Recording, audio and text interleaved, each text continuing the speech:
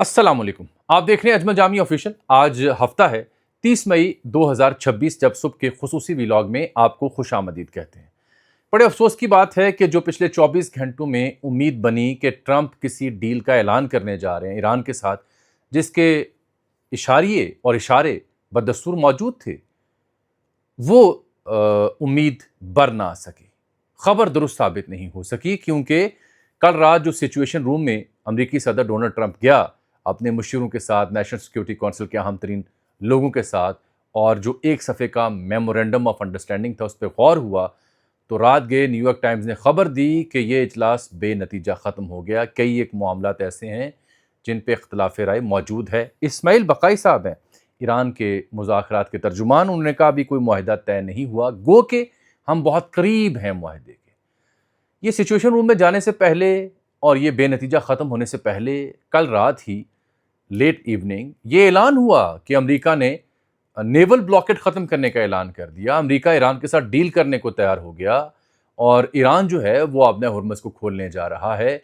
और ट्रंप ने truth social पर बड़ी लंबी चौड़ी पोस्ट की, लेकिन उसके बाद मामला जूं का तूं खटाई में पड़ा रहा। अब अफसोस मुझे इसलिए है कि कल शाम जो हमने व्लॉग किया, उस व्लॉग में आपकी खिदमत में अर्ज़ किया था कि इसराइल की लॉबी हरकत में है, और मैंने जिक्र किया था आयदा शावेज़ का, एक सहाफ़ी है जो capital&empire.com नामी वेबसाइट की एडिटर है, जो कभी इंटरसेप्ट और द हिल के ऊपर के लिए काम करती थी।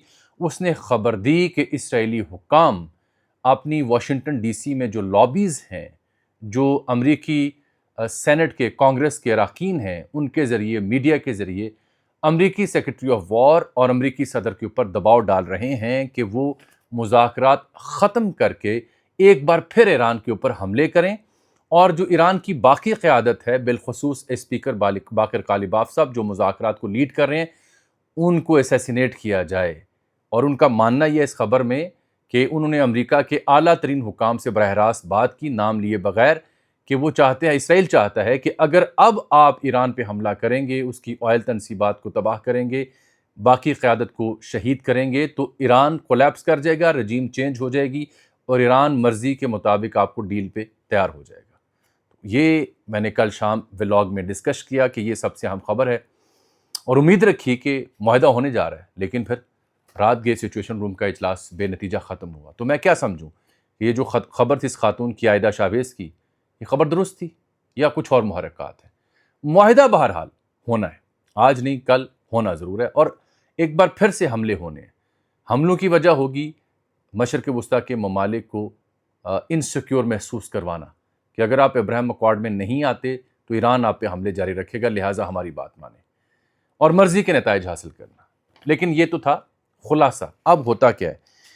होता यूँ है कि जो न्यूयॉर्क टाइम्स ने खबर दी इस इजलास के हवाले से कि ट्रंप ने ईरान डील पर जो अपना फ़ैसला है हतमी, वो मौखर कर दिया है, और जो इजलास था सिचुएशन रूम का, वो बेनतीजा ख़त्म हुआ है।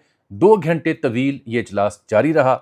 जंग बंदी में तोसी करनी थी 60 दिनों के लिए, और नया एक मुआहिदा सामने लेके आना था। वो सब कुछ बेनतीजा ख़त्म हुआ। जंग बंदी में तोसी के हवाले से अलबत्ता न्यूयॉर्क टाइम ने कहा कि एक ज़िम्मेदार जो इजलास में शरीक था उससे बात हुई, तो उसने कहा कि हम उसके करीब हैं, जंग बंदी में तोसी तो हो जाएगी।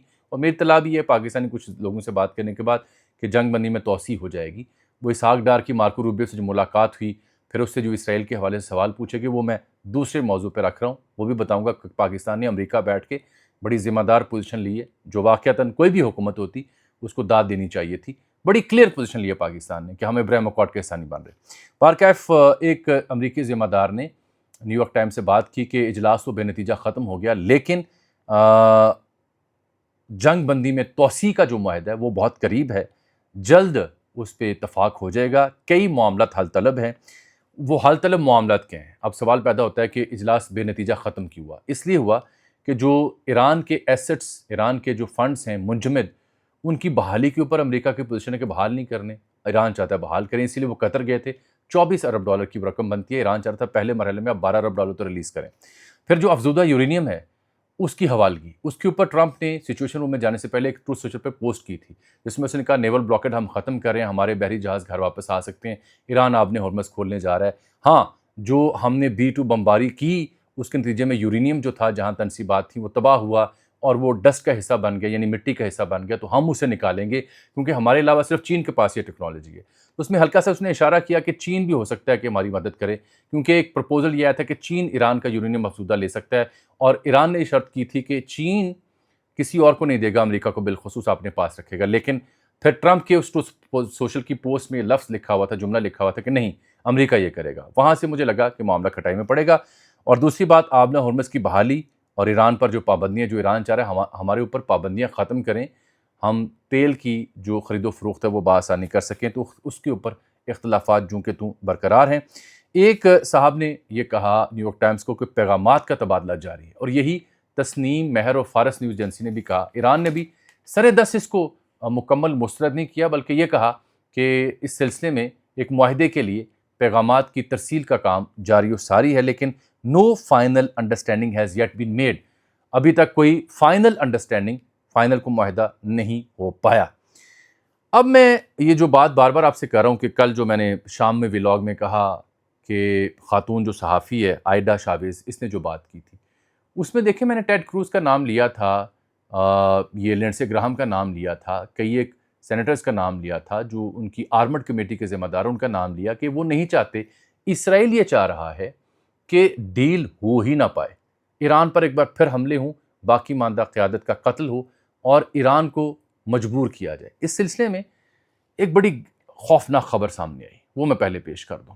وال اسٹریٹ جرنل نے وہ بات کہی جو ہم اشاروں میں بیان کرتے تھے، میرے پاس مصدقہ اطلاعات نہیں تھی، صرف ڈاٹس کو کنیکٹ کر کے میں آپ کے سامنے کچھ احوال بیان کرتا تھا یو اے ای کے حوالے سے کہ یہ جو مسلم عرب ملک ہے اس کا کردار کیا رہا ہے اس جنگ میں۔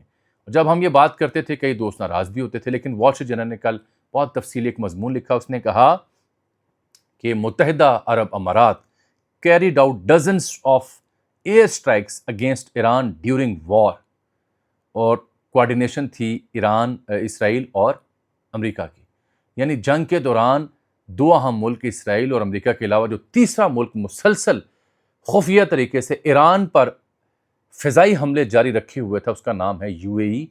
یہ خبر نہیں ہے، خبر یہ ہے کہ وال اسٹریٹ جرنل لکھتا ہے کہ جب سیز فائر ہو بھی چکا تھا تب بھی اگر کوئی ایک ملک ایران پر حملے کسی نہ کسی صورت میں جاری رکھے ہوئے تھا تو اس ملک کا نام ہے یو اے ای، متحدہ عرب امارات۔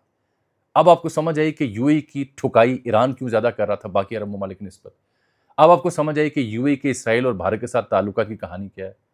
اب آپ کو سمجھ آئی کہ یو اے ای نے اوپیک پلس سے ایگزٹ کیوں مارا۔ کہانی کلیئر ہو رہی ہے۔ وہ کہتے ہیں کہ سعودی عرب کی نسبت یو اے ای کا موقف ایران کے بارے میں انتہائی سخت تھا، اور ان حملوں کی وجہ سے ایم بی ایس محمد بن سلمان اور جو ایم بی زی ہیں محمد بن زیاد، ان کے بیچ ٹینشن رہی۔ یہ وال اسٹریٹ جرنل نے کل رات تفصیلی مضمون چھاپ کے جو کٹا چھٹا تھا یو اے ای کا وہ شائع کر دیا۔ اب یہ یو اے ای کا کردار ذہن میں رکھیں، پھر اسرائیل کا کردار کہ ڈیل نہیں ہونی چاہیے، بندے ماریں اور حملے دوبارہ کریں، یہ دو چیزیں ذہن میں رکھیں، اور پھر تیسری چیز یہ کہ بہت قریب جب آ چکے ڈیل کے تو اچانک ٹرمپ نے کہا کہ ابھی نتیجہ نہیں سامنے آیا، گو کہ نتیجہ آنا ہے، ڈیل سیز فائر ہوگا، 60 روز کی کہانی بننی ہے، لیکن میں اس کے بیک گراؤنڈ کے محرکات آپ کی خدمت میں پیش کرنے کی جسارت چاہ رہا ہوں۔ اب آ جاتے ہیں پھر کیا ہوا۔ پھر یہ ہوتا ہے کہ پاکستان وہاں موجود تھا، اسحاق ڈار وہاں موجود تھے، پہلے یہ اقوام متحدہ کے اجلاس میں شریک ہوئے، اس کے بعد انہوں نے اقوام متحدہ میں بات کی اسرائیل کے حوالے سے، فلسطین کے حوالے سے جو موقف تھا۔